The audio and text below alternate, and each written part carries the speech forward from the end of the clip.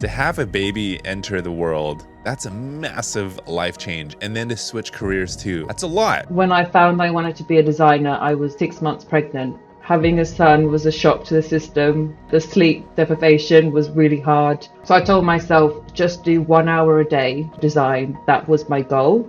And that was kind of a way to also have something for myself that helped me with my postpartum depression. So I felt like design really helped get me out of that state. What separates a freelancer from a business owner? Management and sales. Things that most designers are not good at.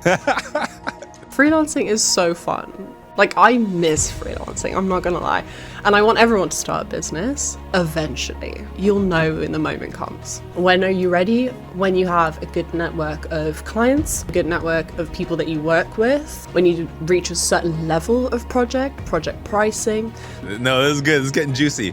Can we talk numbers? I remember my first website was £350. And I was like, yo, woo!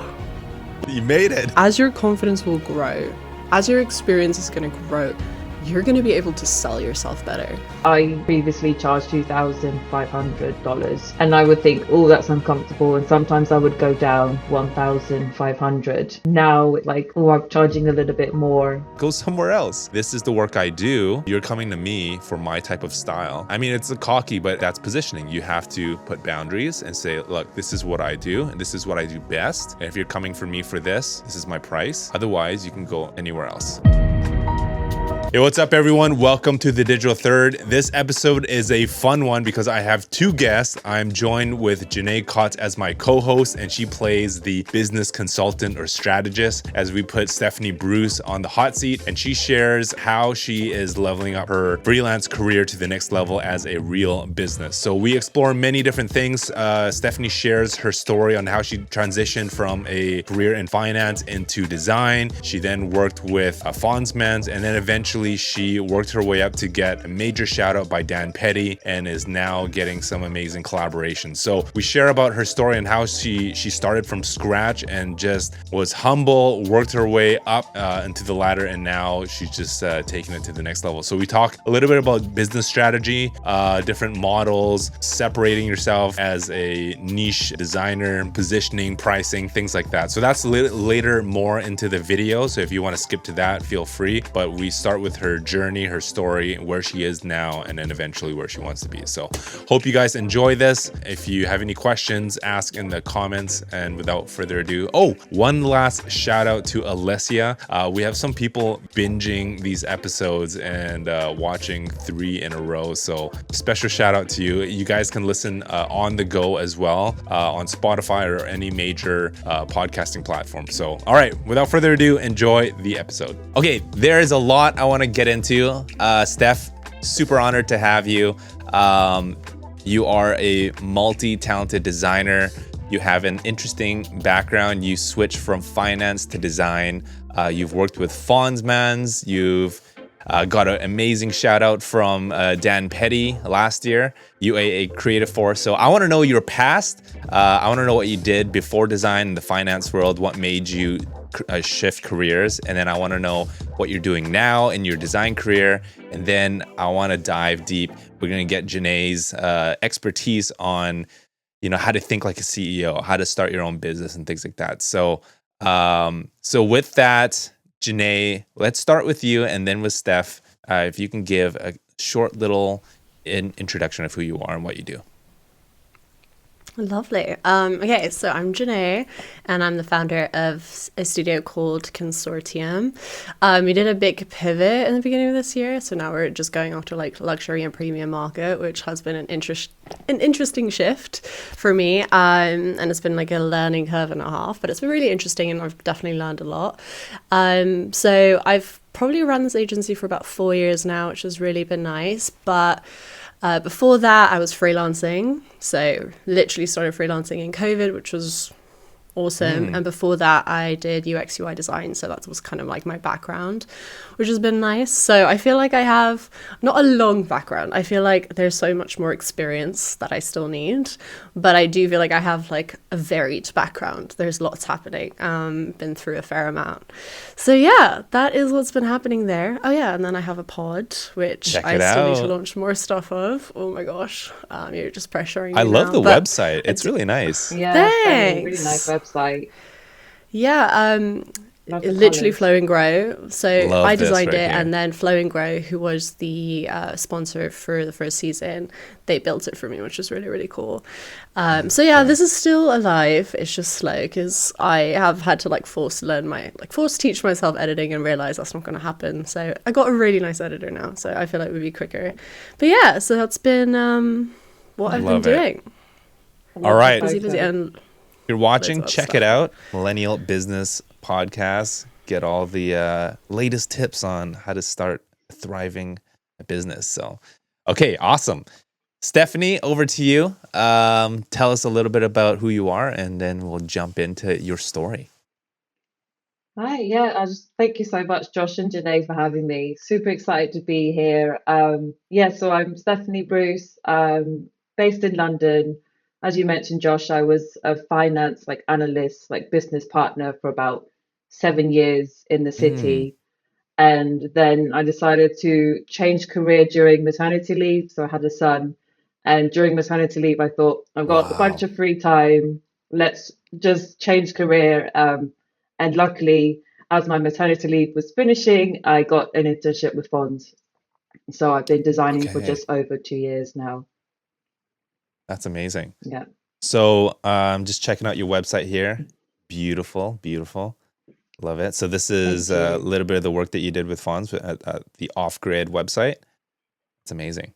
Really, really Yeah, cool. that was my first big project with him after my internship. So that was Yeah. like a great like send off. Okay. That's so great. We're gonna dive into your work. We're gonna nerd out on how you do designs, what type of designs you do that catches the attention of Mr. Dan Petty. First off, yeah, let's start with there. Like, before we jump into your story, how was it? How was that shout out? Has anything changed since you got that recognition at all? I'm curious. Yeah, it was a shock. Like I was like overwhelmed. I think I was tearful because it was like so much doubt as it like changing careers, thinking like how is it going to work? I was so scared to change careers as well. There was like a million reasons to be like, no, I'm just going to stay in finance. Like this is what I'm supposed to do. But it was Mm, like, I really want to do design. I've got to make it work. So to get a shout out from someone that I've looked up to since the beginning of like my career yeah. change was like surreal. Um, it led to like a bunch of new audiences, new followers, a lot more connections, network, and led to more clients as well. So it was like, yeah, really Wow. appreciate Dan. He's a lovely person, so I really appreciate his shout out. And he's been so supportive since I've kind of worked with him a few times, and he's Oh just such wow. a Cool. supportive person. Yeah, so super supportive guy. Amazing. Okay, that's amazing to have a single shout out and have all these changes happen. So, hey, we have some people watching live. Jordan Jenkins. We got Hello. Johnny Gomez. What's going on? All right. Fantastic. Thanks for watching. Ask all your questions here. Okay, Steph, 7 years in finance. Walk us through the leap. It's very interesting because I spent 7 years in engineering and then I left that and got into Oh. design. So what pushed the pivot? What was, the hardest Mm. part about switching careers? I'm really curious to hear about that. Yeah, I think the pivot came from COVID, funny enough. Like when we were forced to like work from home and we Mm, had so much free time, like we were working hard, but we had like you don't have to travel anymore. So it was a lot of time to be like you took like a step back and be like, oh, is this really what I want to do? And I think that's what it changed my mindset to be like, yeah, I don't see as much as, the money is good and stuff like that. You can like, you can make a career and earn good money by doing something you love. Mm. So I kind of went on this journey of like, I think I did like coding, and then I did jewelry, Oh, event wow. planning, floristry.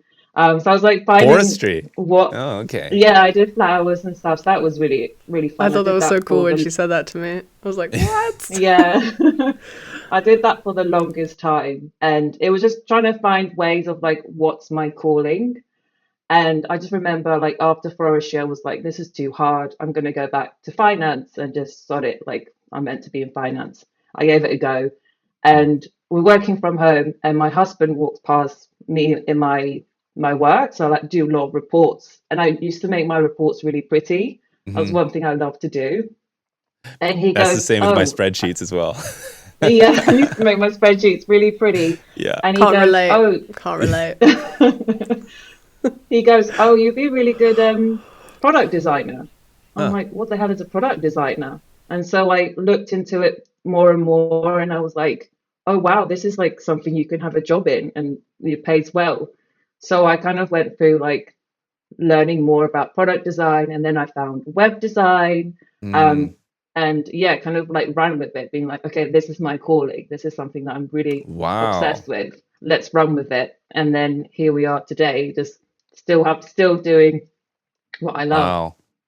That's pretty amazing that Mm, you didn't even know what product design is. It kind of found you, no. and you were in a state where you were open to change your whole career, your whole life. And I think it's interesting to hear that something like COVID triggered you to be open to Mm. pivot. So that's really neat. And so that was 2020 essentially Yeah, when I you think started yeah, that was discovering 2020. design. Okay.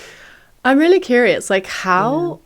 So obviously you had a knack for design, like we can tell with like how you approach things, and I think like you're thinking of like what looks good. So I feel like every designer at least needs like an inherent this is bad, this is good, right? At least from the start. But like what kind? So what did you do like next? So you're like, okay, I found web design. So did you like jump on courses, YouTube? Did you like scour X? Like how did you kind of practice this new muscle? Like how did you develop that? Mm. Mm. Because you literally, on my end, what it looks like to me is like you jumped in and you nailed it.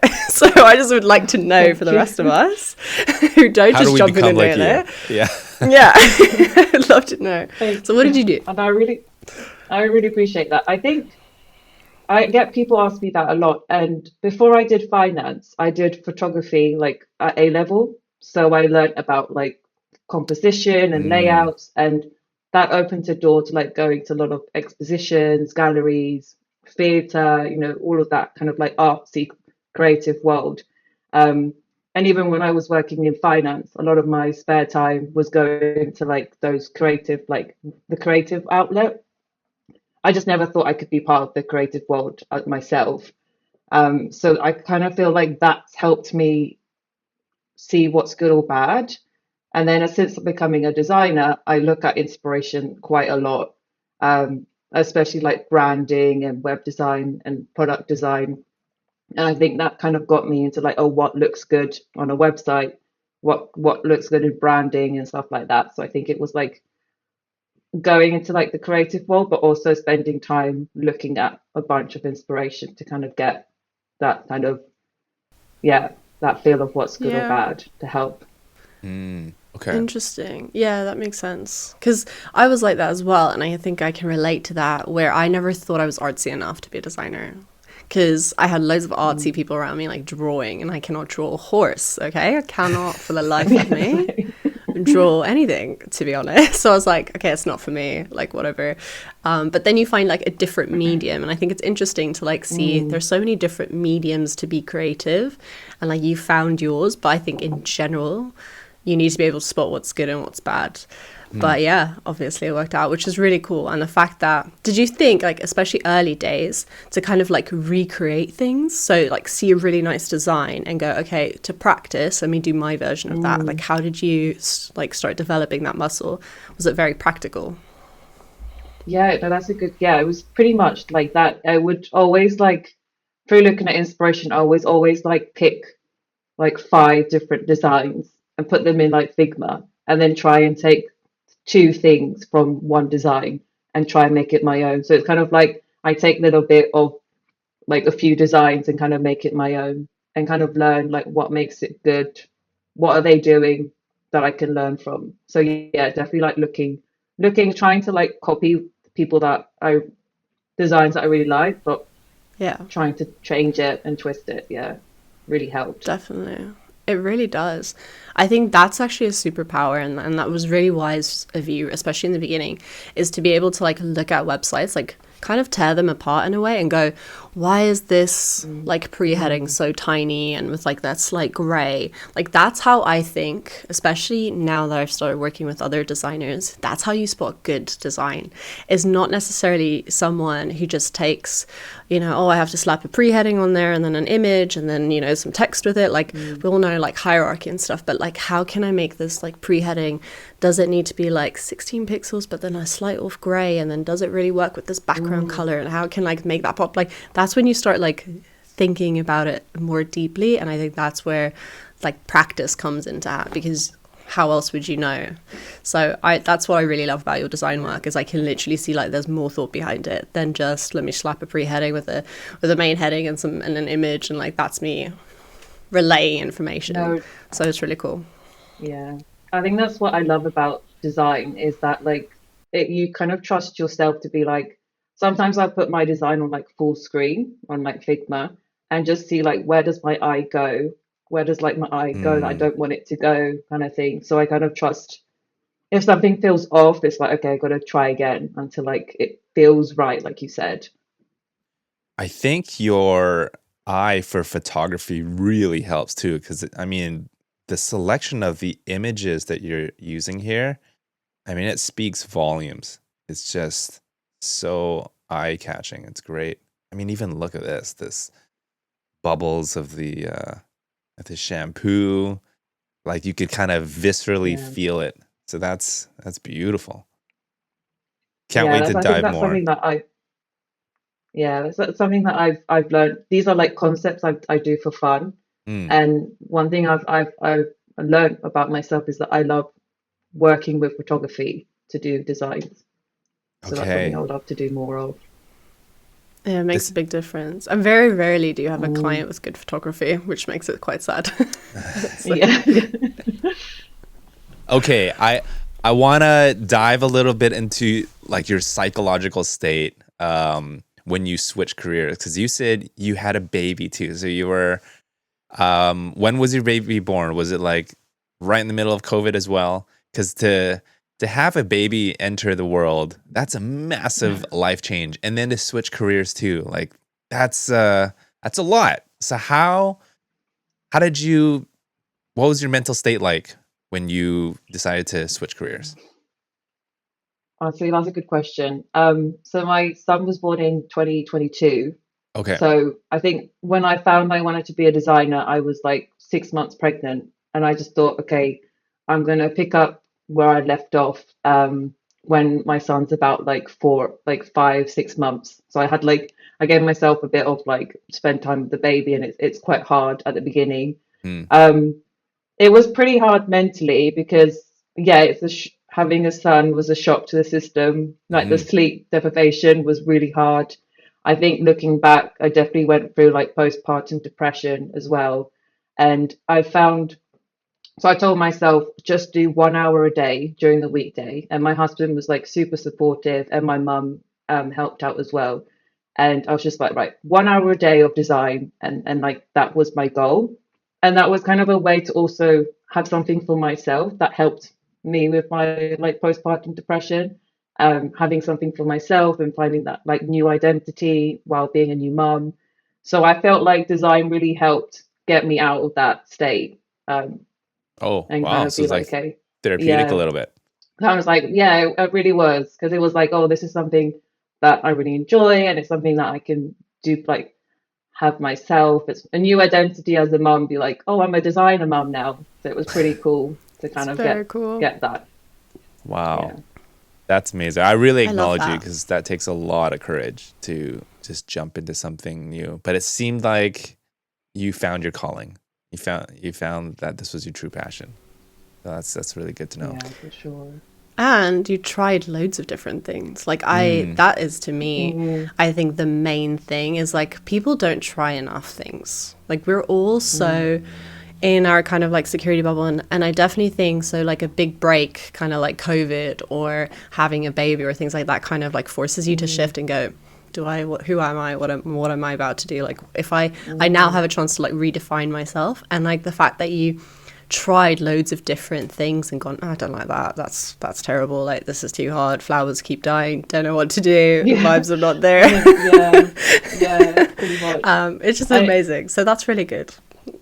And I think like my husband I have to give a shout out to him, because there'll be times when like, you know, floristry didn't work out for me and stuff like that, and I'll be really down on myself to be like, oh, I failed, I'll give up. And he's like, no, this is like, at least you now know that floristry isn't for you. Find something else until you do. And the things that I learned from floristry, I use in design. So it's like, even if you find something that you don't end up doing, it's still a learning thing, and you can bring it to the next thing you find. I want to know, what's that one thing from forestry that you incorporate into design? How do you plant color theory design? Oh, color theory. I learned a lot about color theory. Nature's colors. Yeah. Oh, interesting. Yeah. So I took that forward with design. Okay. But where do you learn about floristry? CMYK or RGB?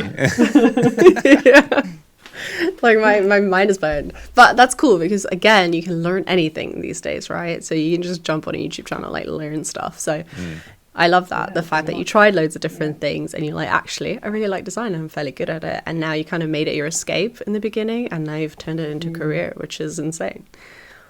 Love it. Yeah. Gallo from Twitter says, love the practicality of 1 hour a day during that time as a new mom. Something to look forward to. Yeah, that's great. Okay, we got Devin Fountain here. This is a perfect question to transition to the next phase here is, what are you doing now? So Devin's curious about how both of you balance pushing on the design side versus the dev side, and how much time do you dedicate to either one? Are you afraid of falling behind in any particular aspect?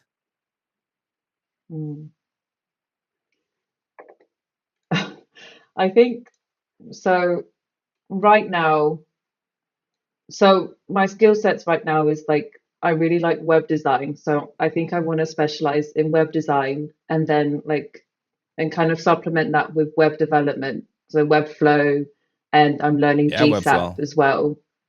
Yeah. So I kind of want to have that as a supplement. And I think I want to learn more of GSAP, especially like now that Webflow has bought GSAP, and a lot of things are now animated as well. Like you see a lot of brands animating, adding motion to their designs. I think being able to like bring really cool motion stuff into my design is really important.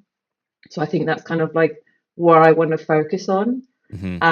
And kind of like mid-journey as well. Like I want to get better at photo generation, and like creating photos, especially when some clients can't afford getting their own photography. We could use mid-journey to kind of bring those really cool assets in. So those are like my two focus right now. What do you think about that version 7? It's insane. Yeah, it looks really good. Yeah. I love that. That's actually true. The whole thing about clients not being able to afford good imagery, and like Midjourney going to save that, and ChatGPT and like image generating, 100% agree. Like I said earlier, web design can be killed by bad imagery quickly. So I think that's a massive skill. Very good. Those are two really good things. So I actually had exactly like this brain epiphany of what do I want to focus on next, because the like the speed that new things are releasing at the minute, like it's just going AI right generated.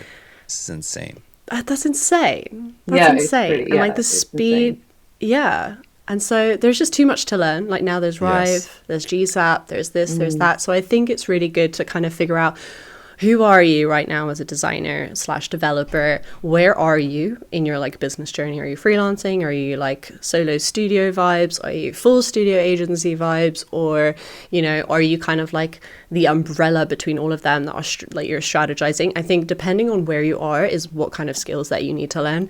Personally, for me, I'm at the point where I'm just focusing on design, but I want to understand what's happening in dev so that I can literally give input in that, because I've been working with loads of devs lately, and for me to explain to them in design terms what I want, they actually don't always get. But if I switch it over to dev and go, I want this div there to do this and that spacing in between this and I like need to know the jargon for them to go, okay, that makes sense. So that's been insanely valuable. So my front end like dev brain, the little bit that I do have, has really come in, and it's been really, really like good to have.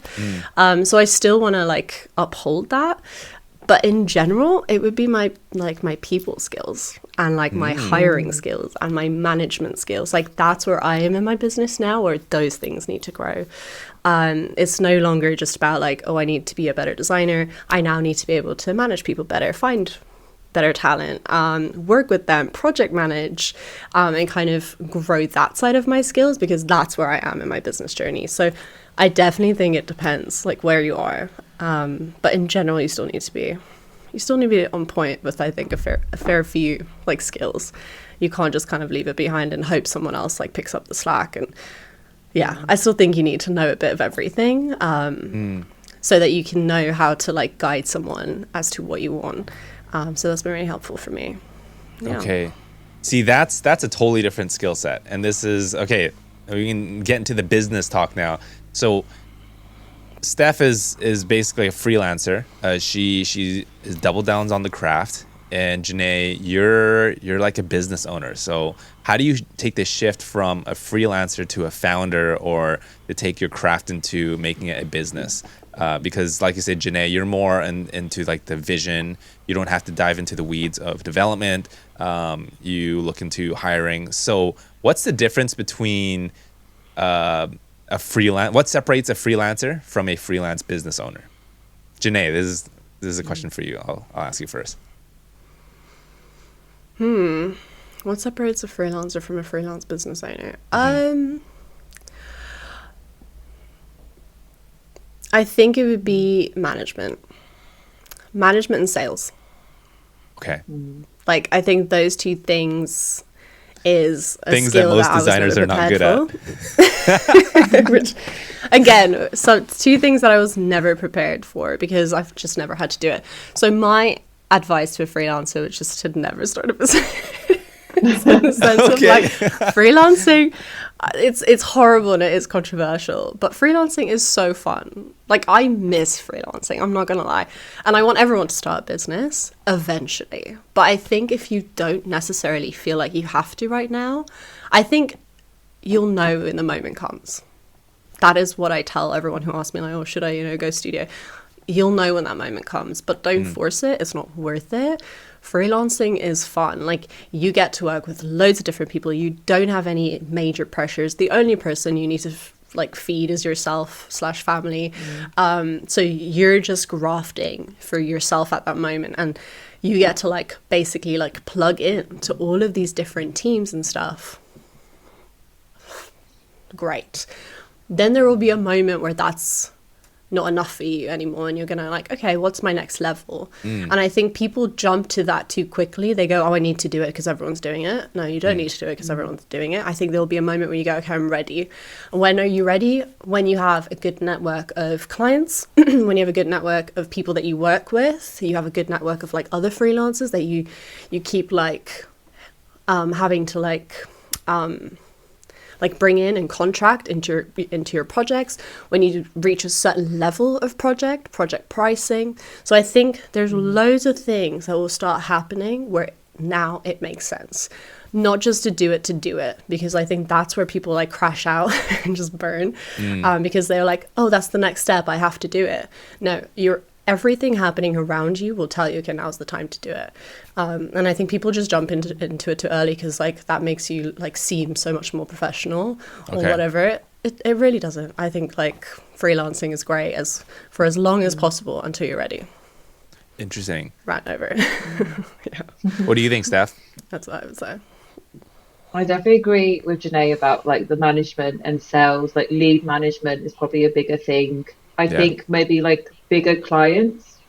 I I'm not sure. I think there are freelancers out there that can get the big clients, but from what I feel is Definitely. the big clients want to work with agencies that have like different workers and stuff, not just rely on one person. Um, but again, there are freelancers that can do that, but I don't think that is a common thing. Hmm. So I definitely feel like you could get bigger clients, bigger budgets because you're an agency. Um, yeah, that's Okay. what I would think. Interesting. Actually, I do agree. Sorry, Josh. Yeah, go I'm ahead. just thinking. So I think the day I realized, okay, I need to switch over is when I sat in a meeting. And I remember it was a really nice client, like a very nice client. And they booked in a meeting with me and they're like, come to our offices in London. I was like, oh, fancy. Yes, I'll come into your office. That's great.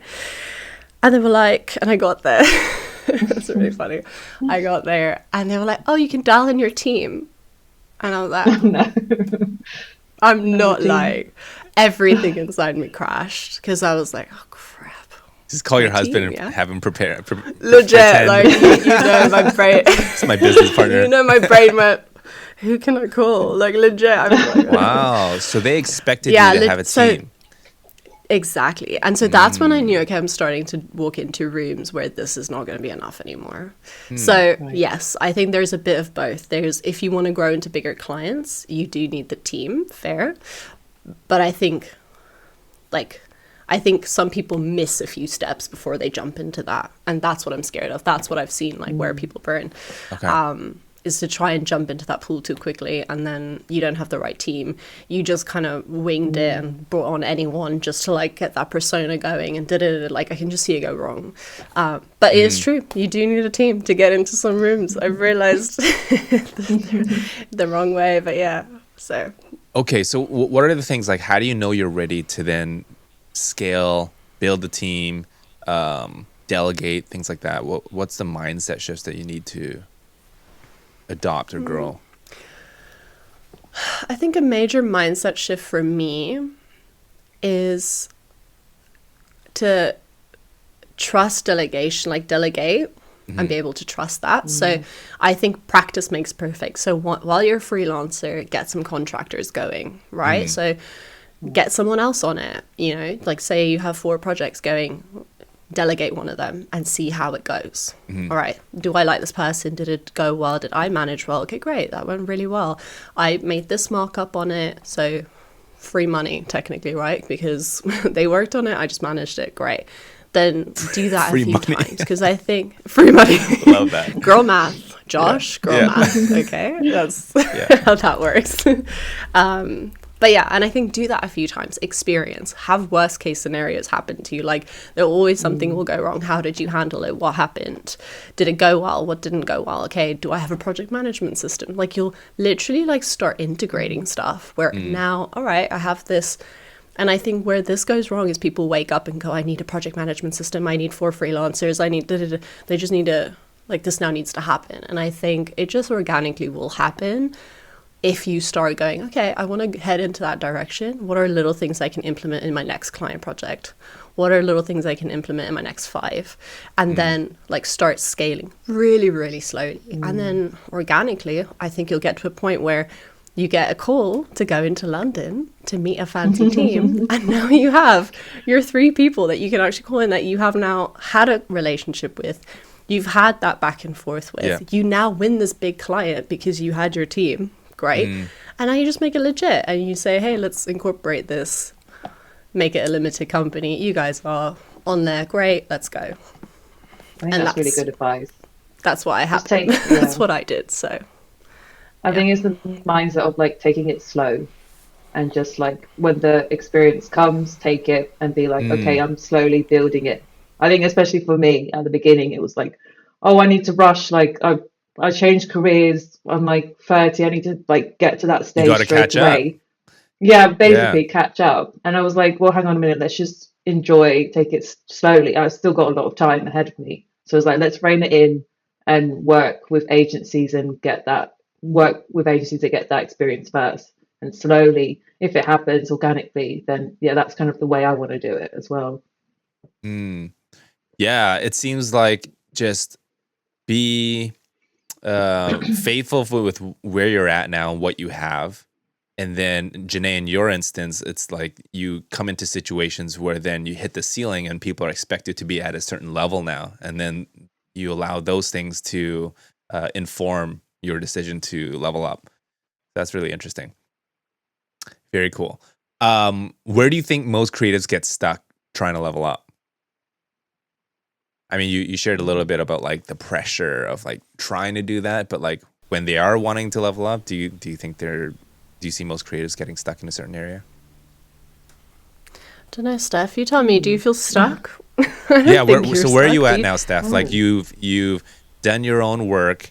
And by the way, Gallo asked, like, for beginners, what's the best way to kind of use social to, show your work? You kind of done that. You've put it out there, and then you got recognition now. So I guess that's the next phase. And like, you didn't ask for it, but then you've reached the level where people are actually recognizing for your work. And so are you now at a point where you want to like build a studio now? You want to build a team? Where are you at? No, so right now I started working with a lot more agencies and I'm really enjoying that. I think coming in, like one thing I learned being a designer is that I love working in teams. I prefer it more than working by myself. So it's kind of like, well, I'm only 2 years in. I want to like be slow and be thoughtful of what I'm like my 5, 10 year is. And I think at this stage, I want to learn as much as possible from agency owners, from creative directors. Like I'm learning a ton through working with agencies. So I think right now that's kind of where I want to be. I think it's like pricing now. It's kind of, well, now that I'm getting this recognition and I'm getting followers or like agencies reaching out to work with me, it's like, okay, how do I start to get comfortable pricing myself a bit more and more each time? I think definitely now it's kind of like an uneasy feeling of like, oh, this is so high. Am I like being ridiculous charging this high? Okay. And then finding out, oh, that was super cheap, Seth. It was like, oh, damn it. But it's kind of like getting comfortable with like putting my prices up slowly. I think that's where I'm like, oh, it feels like Josh is like, no, this is good. This is getting juicy. Josh is like, yes, I can't wait. This is going to be it. Can we talk numbers right now? Are you okay with that, Steph? Can we throw some like happy to share. Okay. Yeah. So what do you consider high at that time, and for now not so high? Like, let's just ballpark figures for like a deliverable, like typical delivers for a website. Like, yeah, walk me through that. Let's throw some numbers. So like a landing page where I would design and then also develop with like light animation. I would like previously charge like $2,500. I US? think that was US, yeah. Okay. Okay. And I would think, oh, that's uncomfortable. And sometimes I would go down to like 1,500. So, and then it was like, oh, I'm happy with this. And then now it's like, oh, I'm charging a little bit more to like the 3,000, 4,000. Okay. At the moment. But then it also depends. So like almost doubled your rate? Yeah, so it's almost doubled, but also depends like who the client is or who the agency. Like if I really want to work with an agency, I can go a bit less. If it's a client where I can like push my prices up, then I will. So it sometimes like fluctuates just because of like, is it really good for my portfolio? Is it something that a new client that I can kind of push myself a bit more in terms of pricing? So that's where I am at the moment. Okay, so you're like under $5,000 per landing page. That's I guess like that range. Yeah. Yeah. Geenay, what do you think about that? Cool. I think for 2 years in, that's not bad, Yeah. But I think for the things that she's done and the clients that she's now worked with, I think we can start playing bigger games. Do you get what I mean? So I remember my first website in COVID, guys, was £350. Ooh. And I was like, yo. Yeah. You I made don't know it. what I was doing. I don't know what I was doing. Let's I go. was like, I'm just winging it, okay? This was before, X existed in my life and I had loads of designer friends and I was literally just like, this man is going to trust me with building his business website. So I was like, yo, this is big stuff. So I don't know how I was going to... I mean, to be fair, I knew it was cheap, but with my zero skill in building a website. Because before that, I was just like, I did a product design. So I was like, I don't know, I'm just winging it. I need money. It's COVID. So I was like, cool, I'll just do that. And in the first 2 years, obviously, as you're growing experience, as you're growing confidence, you're like, what the flip? You just charge £350 for a website. So that's fine. I literally think as your confidence will grow, as your experience is going to grow, you're going to be able to sell yourself better. And this is the thing, just like Steph just said, it depends on the client, it depends who it is, what their budget is, is it an agency? Do they need to do a markup? You have to be smart. If you have a set rate, I think you're being silly, because if you're going to work with a flippin' massive client and their budget is definitely better than the cookie shop down the road, why would you not price it that way? So yes, I think 100% it will come with experience. A confidence will come over you, because now you know what you're selling, you know the value that you're actually bringing to a business, it's good design. But I think all of that takes time, and I think people are expecting to jump into design and dev and all of that and just be, I'm going to charge 10k. No, I don't think it just happens like that. I think it's the confidence that you build up, the skill that you build up, and then once you get on that call, the 100th call that you have done with a client, and you're going, what's your budget? Because I'm at that point where I'm like, what's your budget? I never, ever give them a price first, ever. I ask them, what's your budget? And then they go, well, I don't know. I don't know what my budget is. I'm like, give me a ballpark, because it's either you tell me, oh, we're in 5 to 10 or 10 to 20, and then I tell you what I can give you for that price. So you tell me where you are, and then I can tell you what we can do. And that comes with confidence. I would have never been able to do that 5 years ago, ever. Because now I know, okay, this is definitely what I can give you for this price. Why? Because I know there's going to be this much time in it. I've had this many projects in this price range. So my thing is, take the experience. Your experience will tell you what to charge. And I think, Steph, you're getting to a point where your experience, especially with working with these agencies and seeing how they work internally and partnering with people like Dan Petty and Fonsmans and all these guys, they help you think bigger, and you are now more confident, and now you know what you're bringing to the table, and you will, by the end of this year, up that number. I know you will, because you're now building that confidence to be able to do that. So, and also the more clients you have to pick from, the more exposure you have, the more things you have power to say no to. That makes a big, massive difference. Because we always tell people, don't take a 2k project. What if there's nothing else? I'm like, do you know what I mean? You're worth more. No, actually, I don't have anything else. I've been a freelancer. I'm going to take it. I need some money. So I think it all depends. It all depends. And the whole pricing thing is, yes, everyone is worth more, 100%. But I think you'll know, per client, what to charge and when. I think everyone needs a minimum. Yeah, £350 is definitely a minimum. Let's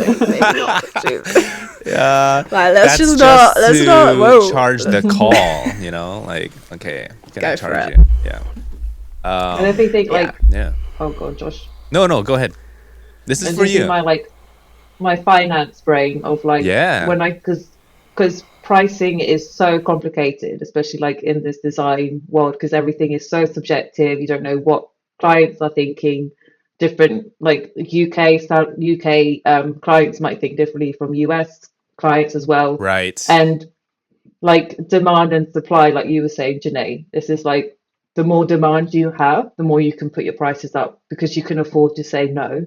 You can afford a client to say no because you've got so much leads coming in. But if, like you say, the leads are drying up, then you put your prices down just to get that work in your portfolio. So definitely pricing is so complex. This is so amazing. Well, okay, so this is the thing. I mean, I had an amazing talk with Dan Mall, plug on a previous episode, and he talks about before you even discuss pricing, you have to figure out your positioning, and so how you position yourself separates the good clients from the bad clients, right? And that closely ties into well, he has an opinion on like like you don't charge what you're worth because you're infinitely worth you're valuable, but you got to charge what your work is worth. And so I think as the more you believe in your own work and what it can do and how much value it can give to the client, the more then you can charge, the more you can have the confidence to stand up against the higher price. We have Devin here in the chat, and he's saying, Steph, double your prices. I mean, the dude, he knows his stuff. He's confident, and yeah, you can back it up. And he says he doesn't do the budget dance anymore. He asks what their budget is, and if they wiggle around, he and gets put off, then he just walks away, or he'll throw out a number, like a big number to scare. That's called price anchoring. And so you can scare them a bit, and then from there you can wiggle it down and work your way down to a reasonable price. So there's all these different like tactics and stuff like that. But no, I love Devin. He's been one of the people that supported me in terms of pricing, to be like, to give me that confidence to be like, no, charge more. You got it. So shout out to Devin. Yeah. Okay. So I want to dive into actually looking at these. Is this, for example, is this a real client? Or yes, that's a real client. Okay. So we can't really dance around prices here, hey? Too bad. No, yeah. All right. Is there... Okay, well, you did those funds. This wasn't paid. This was just like a free, intern project type of thing, or did he pay you? This was... I can't remember this one. I think this was during my internship. So I did get paid from internship. So okay. Yeah. All right, let's just... I'm sure Fonz wouldn't mind. If you were to do something similar to this style, right? One page, how much would you charge? Is this like the 4,000? Oh. And chat. That makes me feel so uncomfortable. Well, okay, if you don't feel comfortable, chat. How much would you charge? How much would you charge for this? Yeah, what would chat say? Because look at this layout, beautiful. It's so cool. The fact that this is in the beginning of your design career just blows my mind. But anyway, whatever. I had Fonz as like, Fonz was like over like the creative director for it, so I had like him like overseeing it. But. Okay. I'm trying to find the website here. Oh, I think it's no longer exists. The off-grid. Okay. That website, All right. Oh. All good. I think. What would you charge for, Josh? Yeah. See, it's all about positioning and stuff.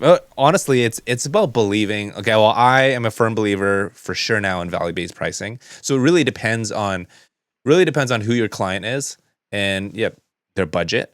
But you have to find out how much value is it giving them, because the same amount of work can be $500 or $5,000 or $50,000. It just depends on what this deliverable is bringing value. What's the ROI for the client? But for me, a minimum engagement is 10,000, even for a single landing page like this. Yeah, nice. Because I do strategy as well. So I do strategy also minimum 5,000. And so I think, Geenay, I want to hear your thoughts on what's your approach on taking on a client.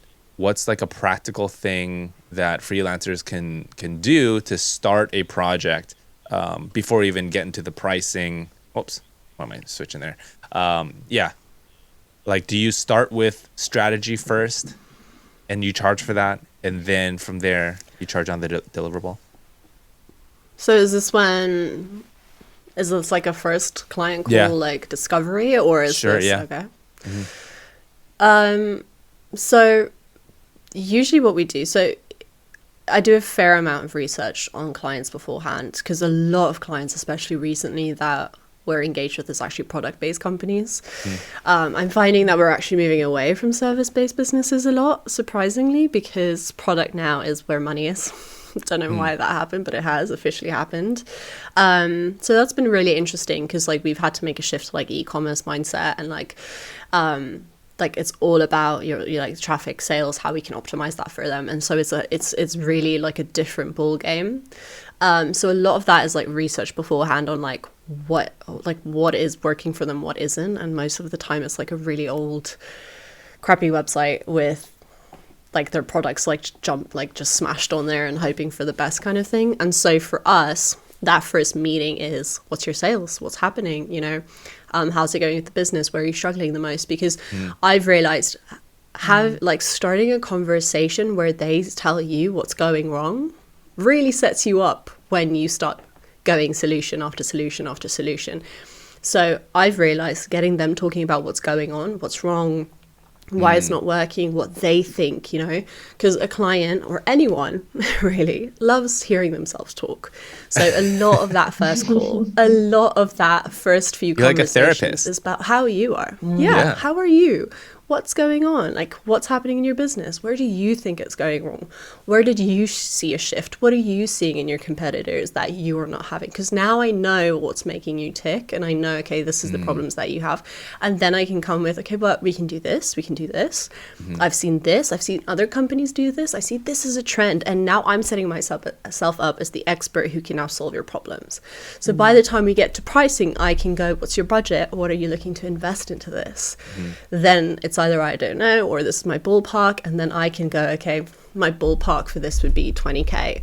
Or usually I do actually, almost always I do a between.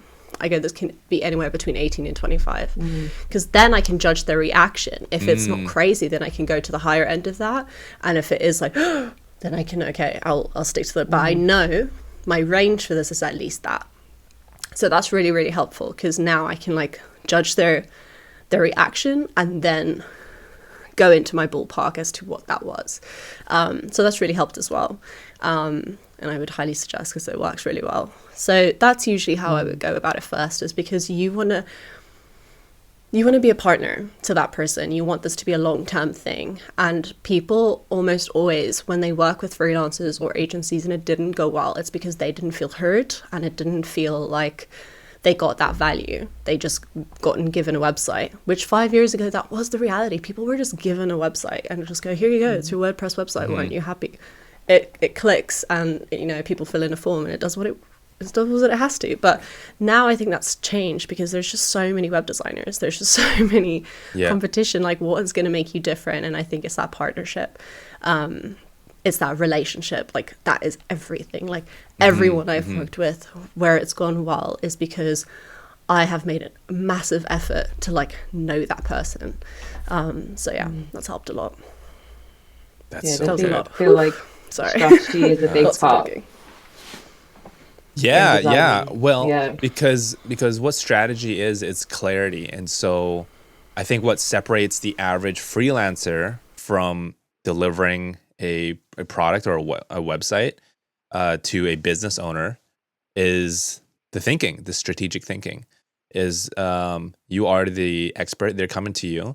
And so you need to identify what their problem is. Like, that's perfect, Geenay, is to find out what their problem is, and then you can address it, right?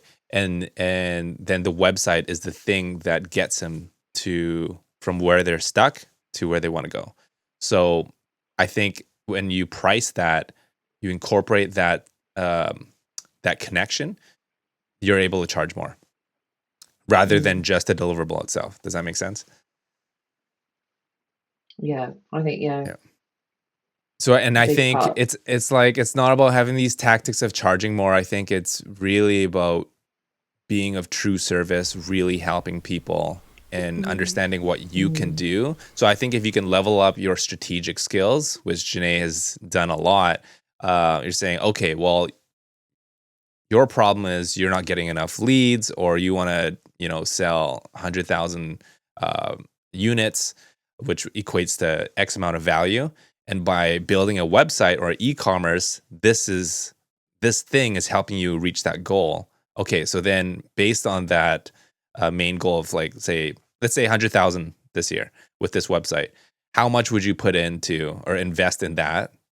Would it be 10% to get that result? So that's $10,000. That's a like simple example, right? So you need to find out how much value that they're getting, and then you are basically like the broker, the person that delivers that value for them. So if you can keep focusing on their problem and how to solve it and how much value that brings to them, then you're in the money conversation. You're in the pricing conversation. Other than, yes, I can just give you a website. Okay, but what for? They may not even need it. So you need to really get into those conversations to identify what they're looking for. Yeah, I think that's a strong it was like service. Oh, no, go for it. I was just going to say, it's a strong service to add. It's very like complimentary to add. I mean, honestly, you're probably already doing it. You just don't even realize. Like that is that's the reality. Like that's why I say like a web designer technically is dead, in the sense of you're not just there to design anymore, because AI is literally taking that over. You got loads of templates. Like if people just wanted a designer, they have ample spaces to get that. I think most people will go to a person because they really want their insight. They want to be able to ask a question and you being able to give an insightful answer. And I'm pretty sure you're already doing it, you just don't notice, because I'm pretty sure you get loads of questions from your clients. They go, why did you do this? Why is this image like this? What do you think about that? Or do you think we need to add like a big round glowing bubble with a testimonial in it in the middle that like pumps? And you go, no, I don't think we need to do that, for various different reasons. I don't think that's necessary. So you're probably already doing it, you just don't know. But I think that's what makes you valuable now as a web designer, because otherwise I do think you'll be priced out and not relevant anymore. And I'm seeing that a lot. Like, hence why I said 5 years ago, if people just gave you a WordPress website, you were happy with it and you're like, cool, cheers, thanks. Right. And there's like 10,000 other websites that look like your WordPress website, because all of it was a template. And people were happy with that. Why? Because websites didn't really have a personality or a function as much back then as they do now. Now that's just not going to work anymore. And I think people are still stuck with that business model of, let me just give a person a website. It will look better-ish. And that should be enough. Not necessarily. I think now there's loads of other things that you have to bring to the table as a web designer to make it valuable. And again, this comes back to positioning, because if you can stand out and you're not a commodity, this is where personal branding comes in, because you're unique. Yep. And so answering Gallo's question on, even as an early freelancer, how do you put your work out there? Build out your portfolio, social media, put out your work, and then you want to niche too. So that's all about positioning too, because then you're unique, you stand out. So Gallo, you are in health, wellness, and fitness. So yeah, definitely target that space and be the best person providing like websites or branding in that space. And so then you can separate yourself from the rest. And then people start coming to you for the work you do, instead of telling you, I want this done, I want this done. Because then if you get clients like, oh, I want you to change the buttons this, like that, then it's like, well, go somewhere else. Like, this is the work I do.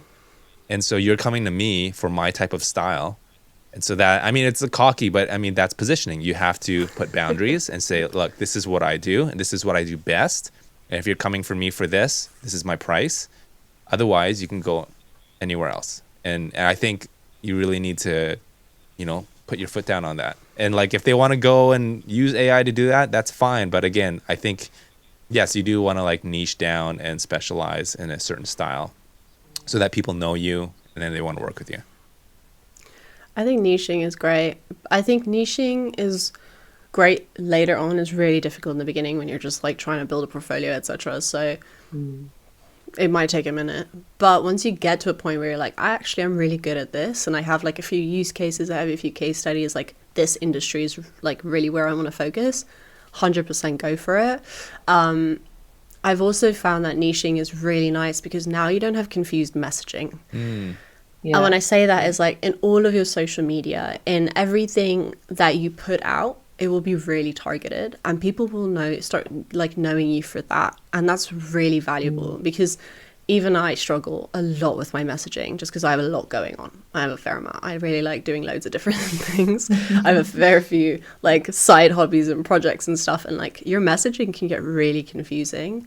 So I think niching down and going, okay, I'm going to go all in. Like all of your posts are like value driven to like this industry. Like what are the 3 best websites out there for like health and fitness industry right now? Like you can just quickly drum up a post or really ask ChatGPT to help you with like a content plan for the next 3 weeks because you're so focused and you like you know who you're trying to target. And so I think it's just a lot easier. Yeah, I think with the way I kind of took social media, I think I started Twitter right after my boot camp, my product design boot camp, and that was kind of like a way just to show work but also like find a community as well. And I think the first year I was just doing like product design, websites, icon, just a bunch of various things.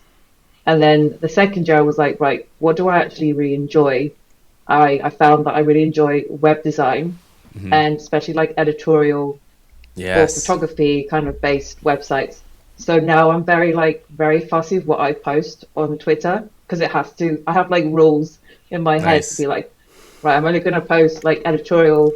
If I don't have like client work, then I'm going to do concepts, and those concepts have led to agencies reaching out to me, clients reaching out to me, and then I want to do like photography based websites. So I do like, I show mid-journey imagery, or I show concepts that are very driven by photography. So yeah, kind of like be quite strategic with like you said, like your niche and where you want to go. These are like concepts that I do by myself just because it's like these are the clients that I want to get in the like near future, and they surprisingly get me the most work. And these types of work have got me more clients than like my client work. There you go. All right, chat, how much would you pay for this? Let's go. Let's price our work. This one here is I love the grid. So beautiful. That layout. That's very cool. Really, really nice. Thank you. Where'd you get the imagery? Is this Midjourney? No, so that's Death by Stock. Yeah, that's like my favorite stock. Yeah, so it's either from them or Midjourney. I think those are the 2 that I use. Okay. I feel like I need to do that. What are some models that freelancers can start pursuing right now? Like business models or tips on that, Geenay? Ooh. All right, I made a list because I find it interesting. Okay. So I think, right off the bat, I think the main one, and I think this is where Stephanie comes in, is there's the high ticket specialist. So there's someone who literally just does like 1 to 3 projects and like they deep dive on that and they really focused on that and they just kind of churn that out slowly but surely, and you then become kind of a trusted go-to person. So I definitely think that's where Stephanie is. Then you have like your studio model or like white labeling or micro agency, and I think this is quite popular as well. I know even we do a fair amount of white labeling for marketing agencies. Funny enough, like it's become a really interesting like business model for us because so many marketing agencies want to include web design, but they don't necessarily have the talent or want to like deal with it. So then we white label in for them, which has been really interesting. So that's really cool. And then obviously your general studio model. So I'm seeing that a lot. Obviously, then we have like education and content. So I'm seeing, obviously, I think we all see, and I do think this might like tire out. I think this might be tiring out a little bit where it's like, buy my template for your pitch deck or whatever. So it's cool. It's educational. There's content behind it. But I do think like this has been cheapened a little bit lately by like every Tom, Dick and Harry going, hey, I have a product, like buy it. So I think there's people who do that well. And I think there's people who don't necessarily do that well. So I do think it would be better to like do the hybrid creator thing where you're like building a community first. You're like building trust with people. You're really investing into it. And then asking out of it, which it takes so much more time and it's a lot more effort. Community is a long-term play, for sure. And it's so hard. It's It is so hard. you don't get direct ROI. You have to love it because you love people. You have to want to really do it. Yeah. Like, that is what I've realized. Like, you must really want to help people and really be passionate about that, because otherwise you're gonna really make your life hell. So I think education content, it might get cheapened too much lately. It just depends on who you are and what kind of like following you have. However, I think like building the community thing long term, obviously. But I want, like, that's cool, but I'm wondering what's next, because like even community now is like, that's like the standard. So I really like trying to think like what's next. So I feel like we can brainstorm this at one point. Yeah, this is interesting. This is interesting because we've talked before, Geenay, and you're like, "What's next?" I think you're always on to the next thing. You're doing so many things. That is true, isn't it? I'm tired of like being behind, guys. If it's a thing, if it's a now thing, it's too late. I'm just legit. I don't know. I think okay, so. when it comes to community, there are tons out there, but there's not a lot that do it well. And I think if you can focus on doing it well, you'll stand out. And I think this is good with people, including me, Geenay, like shiny object syndrome. It's like, okay, what's the next thing? What's the next thing? Because you got to like get ahead.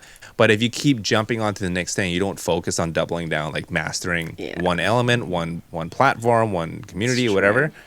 It takes time, especially community, right? It takes time for people to get to know you.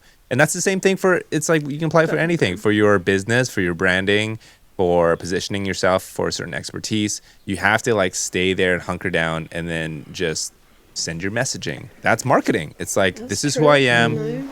And then you get known well, but it takes time to refine the craft, and it takes time for people to get to know you because they're all busy, you know? So yeah, anyways. That's true. What is that thing? Is it, oh, sorry.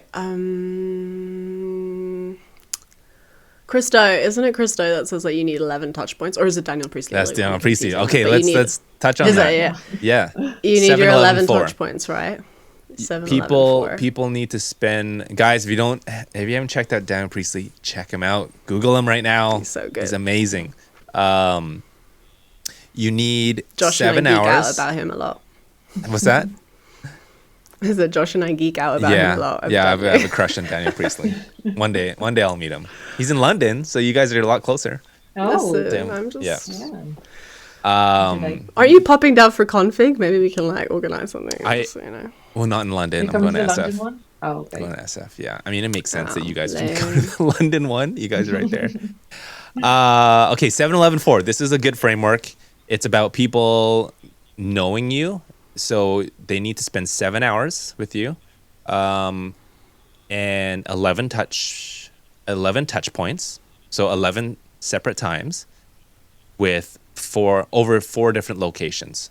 So for example, digitally, it could be the 4 locations could be 4 different platforms like Instagram, LinkedIn, Twitter.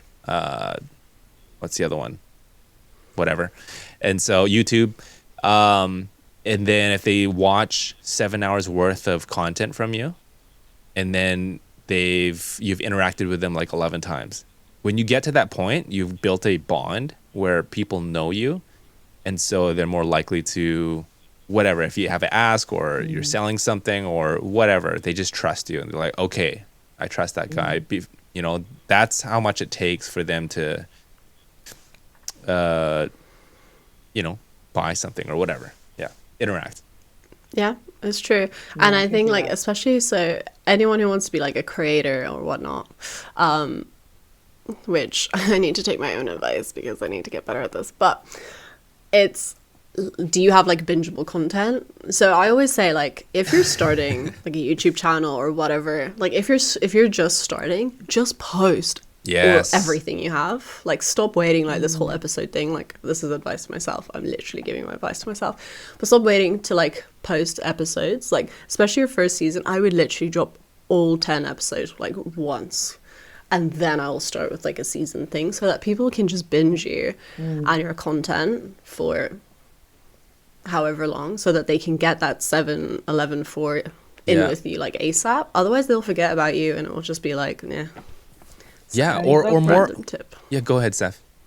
I think that's so true with like, so I'm only on Twitter, so I use that's my platform, and sometimes I'll just repeat content that I posted before because either you've got new audience or people don't remember what you posted, and it still does very well.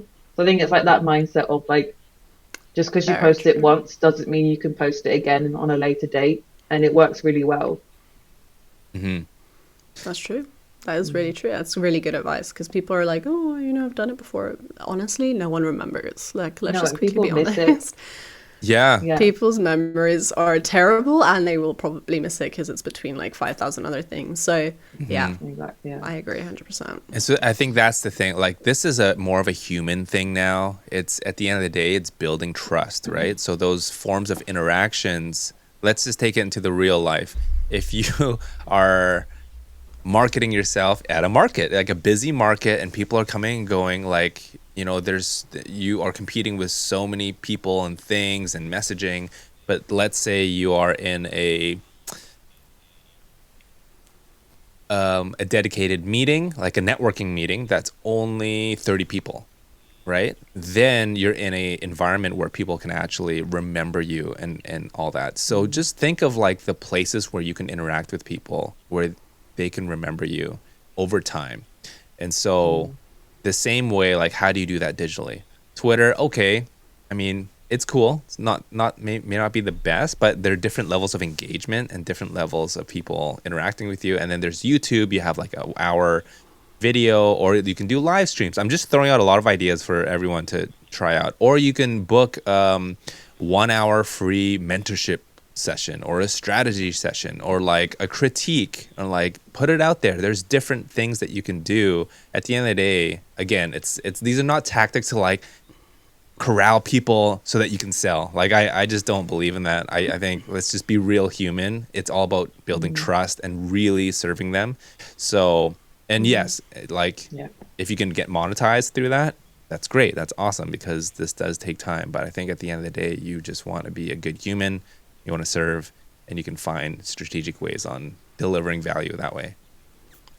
Yeah, I definitely find like with freelancing, it's all about building relationships, whether it's like through replies or DMing or just like one-on-one Zoom calls, for example. Yeah. I feel like once I switched my mindset to be like, right, I can no longer just share work. I've got to go out and network and build relationships. And it's not like instant, but the more you kind of get to know the people, build a really strong relationship, I actually now get work from relationships that I have, the network that I have, Because they or trust you. referrals. Yeah, so then they know me and we like each other to work together. And I remember Geenay told me once people want to work with people that they like to work with. And that always like struck in my head of like, yeah, build relationships. It's so important.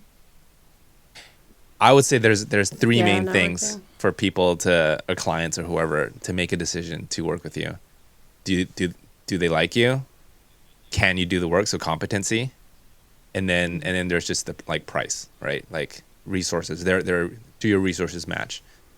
So, but the first two things, like, are you likable and are you competent? If you can check those boxes, 70% of the time you're in. That's It's true with hiring as well if you're Yeah. looking for a job. Yeah. I spoke to a senior designer at a big company the other day. It's a design consultancy, and they basically said like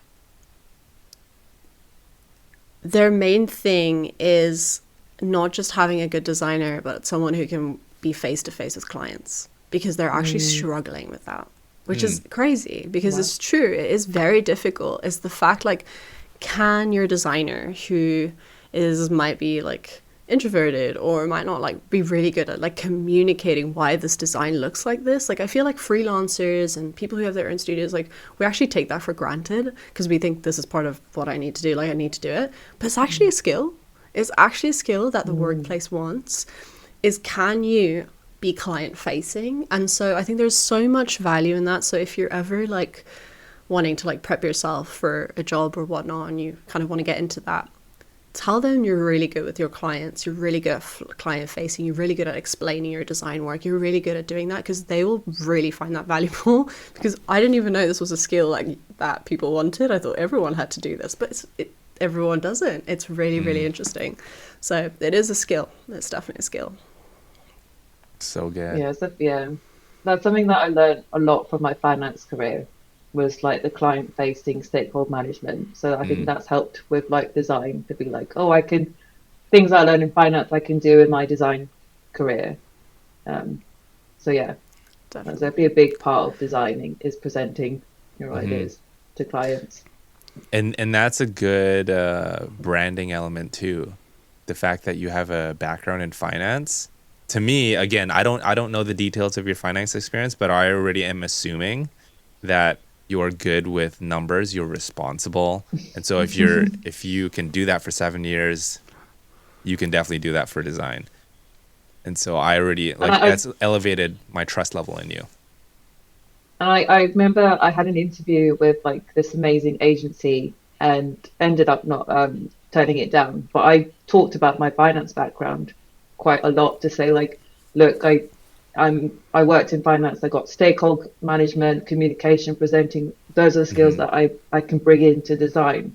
So I think like if you're especially doing a career change, find ways that you could bring skills that you've had in your previous career and use that to like an advantage or an edge to agencies or clients. Yeah. So good. Love that. We got to wrap That's up. one thing I regretted. Oh, sorry, go for it. Yeah, no, go ahead. But we got to wrap No, up I'm soon. just saying it's one thing I regretted not doing, is like doing more like different in-house jobs before I like started freelancing and like doing my own thing. I would really like to see like how other agencies like work internally and stuff, and I regret not like doing that early on. It helps a lot. So good. Helps a lot when you start your own thing and you're trying to figure everything out from scratch and you don't actually then have to do that. Yeah. So yeah, It's always good to find ways Cool. to shortcut your own learnings and learn from other people's years of experience. Yeah. That's what mentorship is. definitely. 100%. Yeah. Yes. I think the best advice that I got from someone near the beginning of my career was you can learn a lot more by freelancing with various different agencies rather than just staying in-house with one agency, because then you've got like a broad range of like different people are doing different things like processes and stuff like that, and you get to learn from them, like their creative director. So you learn design, but you also learn how to run a business from various different peoples. So that's something that I took on board to help me a lot to grow. So good. Well, Steph, I wish you all the best on your next chapter in your journey, partnering with other agencies, and hopefully one day you'll be starting your studio if you Thank you. if that's in your path. Geenay, thanks for joining. Thanks for sharing all your expert knowledge. It's so fun. We should do it again. This was like, our idea. So maybe we can have you as a co-host. So any final words before we wrap it up? Geenay, Bethany? Final words. Not necessarily. I think people need to not be so hard on themselves. I feel like there's a lot of that going out. Like there's a lot of comparing and a lot of like pressure to know the next thing, learn the next skill, figure out, the next thing that you need to become to kind of compete. And I think people need to not compare themselves so much, because if you actually step back from that and find your own identity, and I think this is what Steph really did well, is like she now has like a certain look that she goes for. She knows what she likes to design. She knows the kind of clients that she's after, and she knows what skills she needs to learn to get there. I think that's really, really valuable. So I think have some time with yourself, have a therapy session with you, and figure out, okay, what do I want? What's next? And what do I actually need to be good in, rather than like chasing the next trend.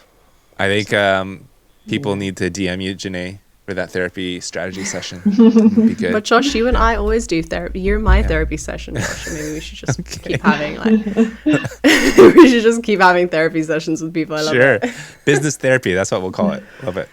Love it. Yes. Oh no, not another business.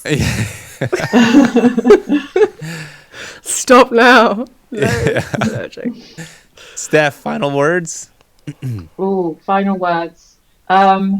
I 100% agree with Janae. I think that's something that I definitely did at the beginning. And I think if you're a bit new designer, I think it is worth exploring as many different things and then finding what you actually really enjoy and then honing down on that.